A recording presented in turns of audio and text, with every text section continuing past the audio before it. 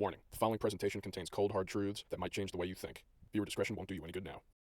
What do you get when you combine big pharma, crack cocaine, and cars? Besides a great concept for the next Michael Bay movie, you get production line, car factory simulation. Now, as you may know, I am not the most responsible driver there is, but when I get behind the wheel of this game, I'm also not that responsible. It took me 3 failed factories to finally not suck at this game. Now, there aren't that many car factory simulators out there. You got Epic Car Factory, Automation, which is more about the car and less about the factory, and the very promising Car Manufacture, which I hope gets released at some point. But Production Line is a game that offers a little more than just one thing to do. In this game, you will design a factory, build cars, sell cars, manage your showroom, research new car features, research marketing strategies, implement those marketing strategies and raise brand awareness, upgrade equipment, expand your factory, listen to orders from your boss, compete with other car companies, manage your import rates,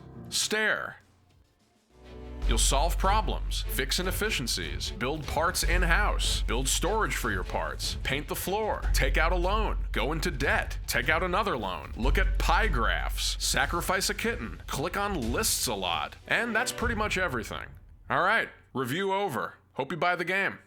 But seriously, although this is really fun to stare at, Production Line is somehow an even deeper gaming experience than it looks. And while it doesn't have the zany humor and pop culture references like in Theme Hospital, and it doesn't have the jolly flair of Roller Coaster Tycoon, this is a car factory, not an amusement park, Production Line manages to stand on its own as a one-of-a-kind car factory simulator, and also one that is so accessible that it actually works as a gateway to simulation games. The game also happens to be more addictive than a cigarette dipped in heroin. Now, here's the real kicker. I'm not even a car person. I always wish I knew a lot about cars just to impress women, and now I can easily pretend that I do.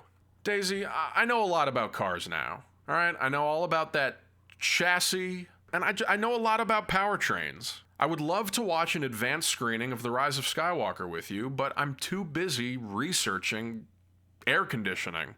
Now, as far as the different modes go, you can play this game in sandbox mode, which has no set objective except to not fail, or you can play in scenario mode, where you're given several main objectives or quotas to meet, and once you beat those, your game converts to sandbox mode. So either way, there is sand in your future. Now, in the beginning of this game, you will start with a very basic production line of only 8 slots, which will make very basic cars. And as you research new tech to make better and more advanced cars, your production line will expand and allow you to divide these 8 steps into smaller and more efficient steps. This not only speeds up production, but is also mandatory if you want to install all of the hot new features into your cars. Now, some of these slots can be divided a lot, and this is where you get your first sense of how insanely deep this game will get. As soon as you start seeing messages popping up telling you that rival car companies are researching new features, now it's time to stop fucking around. You can easily see which features are becoming more popular and put those right into the research queue. But you also have to balance that with researching all of the new machinery that's required to install those features. There's already so much incentive right off the bat, and the fun part is figuring out which features you want to improve and which features you have to improve. Now, Production Line advertises that its gameplay mechanics are directly inspired by Henry Ford's revolutionary assembly line blueprint during his creation of the Model T, where he divided manufacturing into over 80 separate tasks and trained workers to specialize in just one, which ended up raising efficiency, lowering assembly speed, and allowing them to make lower-priced cars. But you start out with way less than 80 separate tasks, and you slowly work your way up to that by researching new abilities and equipment. And if all of these categories of research feel overwhelming to you, I recommend starting with all the basic technology categories first. That way you can quickly access all the basic features that will become popular early on in the game. And then just go to the Processes tab and research everything with the word specialization in it, so you can quickly unlock every single slot or assembly station. This way you'll be able to immediately install any feature that you research, and you will get get ahead of rival car companies in the race to include those features into your cars. But in the first 20 minutes of the game, when you have only 8 different machines doing all of the assembling, the game will seem very simple. And unfortunately, some diehard Factorio fans were kind of turned off by this. Like this guy, who may have spent more time writing his review than he did playing the game, but having logged around 2,000 hours of Factorio, he calls Production Line a fast-forward simulator where the only thing you manage is profit,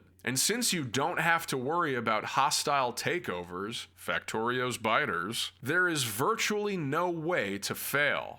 Now, I have one small problem with this guy's review. It's just one. You played the game for an hour. You don't have the slightest clue what goes on in this game. Because once you've gotten up to, I don't know, day 2 in the game, there is a lot of shit going on. Rival car companies constantly discover new features, and you have to prioritize researching that tech along with the machinery required to produce it. The more cars you build, the more you have to adjust what you're importing and what you're building in-house. So you're constantly installing new part creation slots, and the more new car designs you'll discover, the more you'll want to just build entirely new production lines. I mean, the amount of times I've destroyed a production line and replaced it with a more advanced one that I knew would make me more money in the long run, just to make better and better cars. I mean, that's what this game is all about. And trust me, there are definitely ways to fail in this game. I don't even need to play Roller Coaster Tycoon because this game was an emotional roller coaster. I went from rich to broke to filthy rich to totally bankrupt and in debt. You may not be able to tell just by looking at this, but it was quite the redemption story for Major League Auto Industries. There is even a run-in background option that implies the game is supposed to be ran, not played.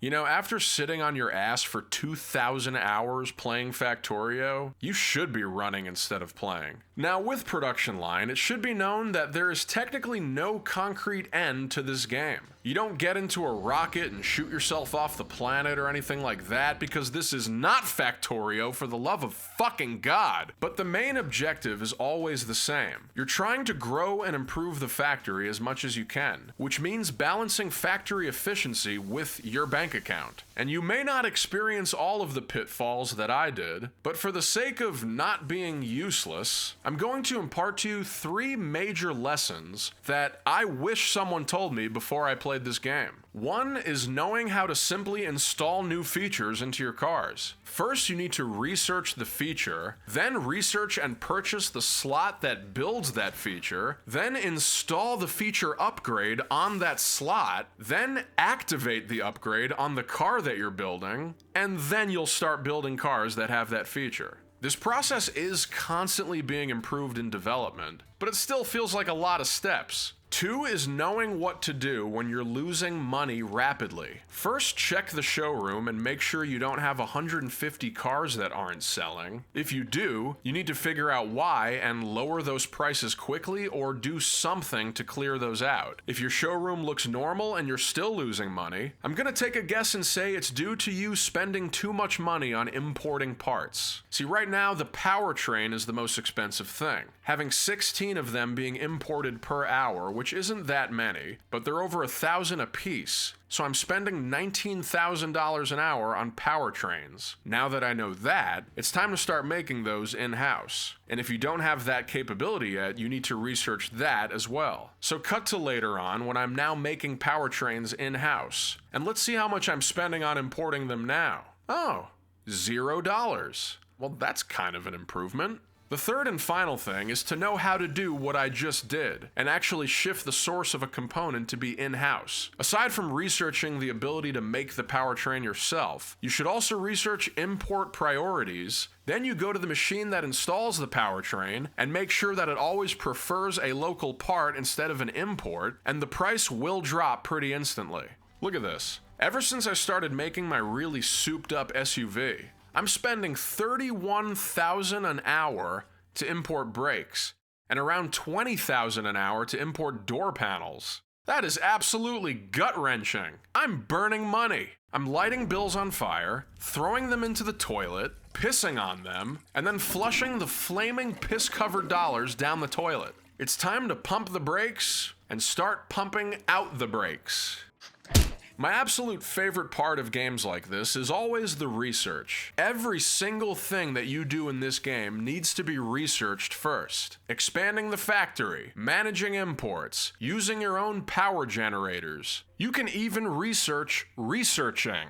Now that's just meta. Research is also extremely important in this game because this is where you really choose what kind of car company you want to be. Do you want to focus on efficiently building cheap basic cars in mass quantities? Or do you want to get as much of the hot new technology as possible, making expensive luxury sex magnet machines? Now, as much as I really do love this game, there are certain things that I feel could be improved ever so slightly, but I'm also pretty confident that they will be improved. The messages from your COO are a great feature, but it would be helpful to have a log where you can scroll through past messages, or at least the last 20 of them. I could also think of a few additional things that the COO could be bugging me about. For example, maybe somebody could warn you every time you start spending more than 20 grand an hour on importing a specific component. Basically, anything that you have to regularly check in some graph or chart, I wouldn't mind being informed about. Now, the fact that there is a search feature at all in the research menu is pretty fantastic, but there are certain things that you just cannot search for because they contain a common word as something else in the list. If this could somehow be tweaked to work more like a typical find feature on your web browser or word processor, that would be incredible. There could be a little more fluidity between some of the menus in the game. But that's not to say there isn't already a good amount of connection between them. For example, the game makes it very easy to upgrade machinery after you research a new upgrade or car feature you want to install. As soon as you're finished researching it, you're asked if you want to apply the upgrade to all of your slots that can use it, and it shows you how much it will cost. But it would also be great to be able to click on the technology in the research menu and jump right to its location in the build menu, without having to search for it again. This also goes for the features menu connecting to the research menu. Once again, not essential, but it would make the process a lot quicker. I have absolutely no idea how tall of an order this is, nor do I understand how stupid I sound for suggesting it. Because like most of my favorite underrated indie games, Production Line was made by one guy. This Bob Odenkirk lookalike,